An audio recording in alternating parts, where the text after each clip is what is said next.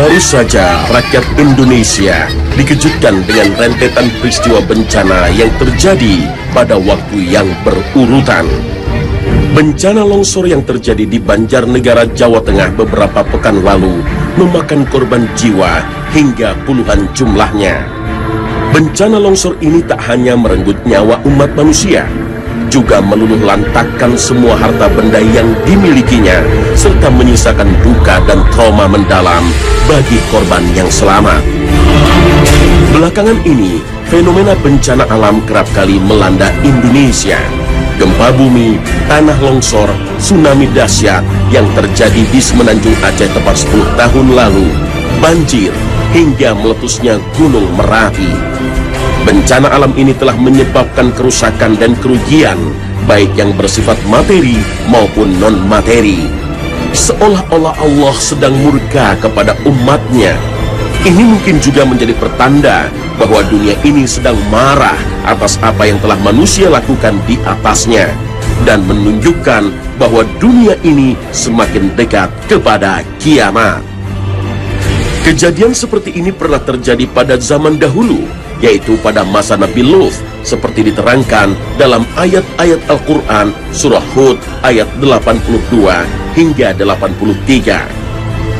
Maka ketika keputusan kami datang, kami menjungkir balikannya negeri kaum Lut, dan kami hujani mereka bertubi-tubi dengan batu dari tanah yang terbakar, yang diberi tanda oleh Tuhanmu, dan siksaan itu tiadalah jauh dari orang yang zalim.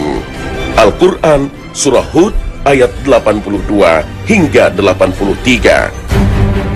Pada zaman Nabi Nuh alaihi salam, Allah subhanahu wa ta'ala juga telah menurunkan azab yang sangat pedih sebagai peringatan kepada umat Nabi Nuh yang tidak taat dan beriman kepadanya, dengan bencana banjir yang begitu dahsyat hingga tidak ada satupun yang sanggup menghindar dari bencana itu kecuali umat Nabi Nuh alaihi salam. Mereka selamat karena kekuasaan Allah subhanahu wa ta'ala melindungi umatnya yang taat dan beriman dari azab yang mengerikan itu.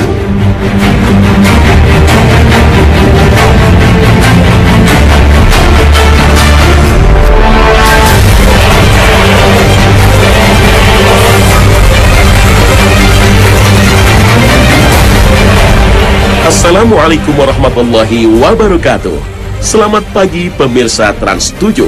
Khazanah Ensiklopedia Islam Dunia kembali menyapa Anda pagi ini. Kali ini kami akan mengulas mengenai hari kiamat dan kiamat kecil. Kiamat adalah peristiwa hancurnya alam semesta beserta isinya. Tak akan ada satupun makhluk hidup yang selamat dari peristiwa ini. Semua makhluk ciptaannya, manusia, hewan, tumbuhan, serta bangsa jin dan setan, malaikat, juga alam seisinya akan binasa. Allah subhanahu wa ta'ala berulang kali menyebut tentang hari kiamat dalam ayat Al-Quran. Salah satunya pada surah Al-Zalzalah. إِذَا زُلْزِلَتِ الْأَرْضُ زِلْزَالَهَا وَأَخْرَجَتِ الْأَرْضُ أَثْقَالَهَا وَقَالَ الْإِنسَانُ مَا لَهَا يَوْمَئِذٍ تُحَدِّثُ أَخْبَارَهَا بِأَنَّ رَبَّكَ أَوْحَى لَهَا.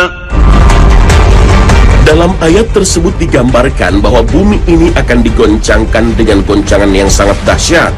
Manusia bagaikan anai-anai bertebaran, serta gunung-gunung bagaikan bulu yang dihambur-hamburkan. Terjadinya kiamat didahului dengan ditiupnya sangkakala pertama, pertanda akan musnahnya alam semesta. Pada saat itu seluruh makhluk seperti manusia, binatang, tumbuh-tumbuhan, gunung-gunung, laut, langit, semuanya menjadi kacau balau dan hancur.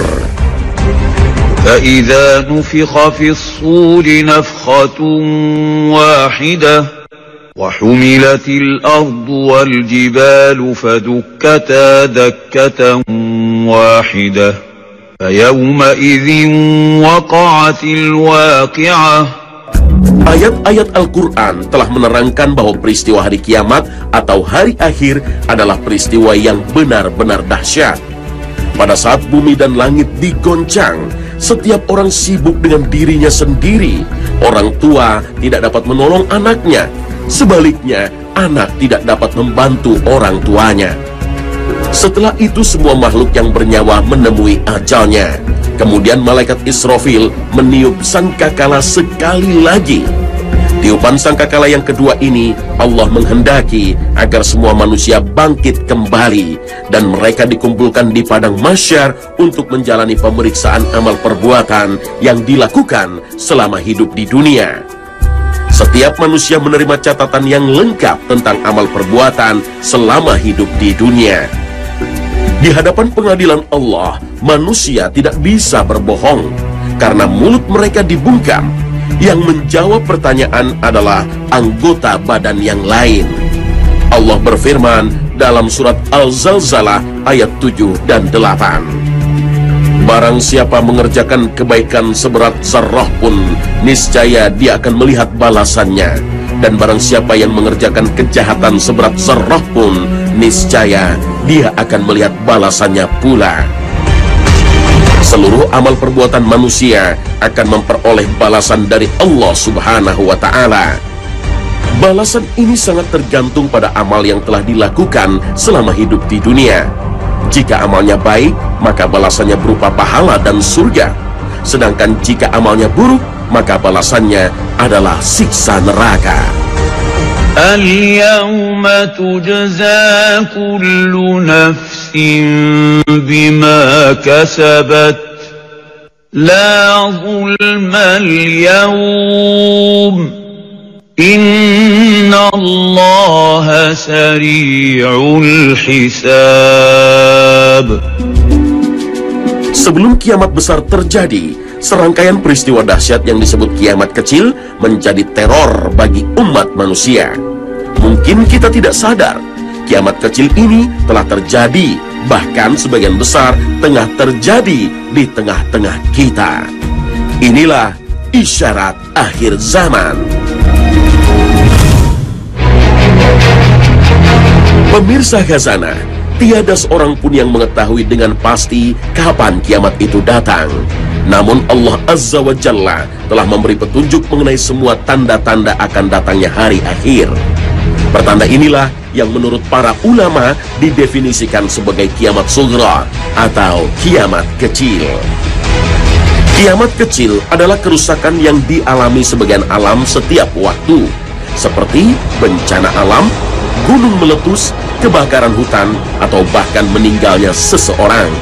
Sebagaimana firman Allah Subhanahu wa Ta'ala dalam surah Ar-Rahman ayat 26 hingga 27.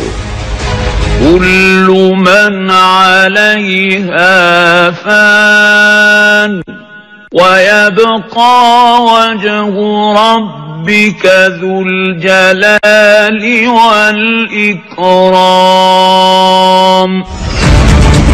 Peradaban yang semakin modern dengan segala kecanggihan teknologi serta senjata kelak akan lenyap, dan manusia semakin diracuni oleh ambisi untuk berkuasa hingga terjadi pertempuran. Dari Abu Hurairah radhiyallahu anhu diriwayatkan Rasulullah sallallahu alaihi wasallam bersabda, "Tiada akan terjadi kiamat sehingga banyak terjadi haraj." Sahabat bertanya, "Apa itu haraj ya Rasulullah?" Rasulullah sallallahu alaihi wasallam menjawab, "Haraj adalah pembunuhan. Hadits riwayat Muslim. Kekejaman manusia dalam membunuh dan saling menghancurkan telah tercatat dalam sejarah dunia. Peperangan untuk mempertahankan ambisi, kepentingan politik, dan memperluas kekuasaan telah tercetus di seluruh belahan dunia, dan sesungguhnya masih terus terjadi hingga saat ini. Perang Dunia Pertama telah membuktikan kekejaman umat manusia. Perang yang berlangsung antara tahun 1914 sampai 1918 antara blok negara-negara besar seperti Jerman, Hungaria, Turki, Italia, dan Bulgaria melawan sekutu Inggris, Perancis, Serbia, Amerika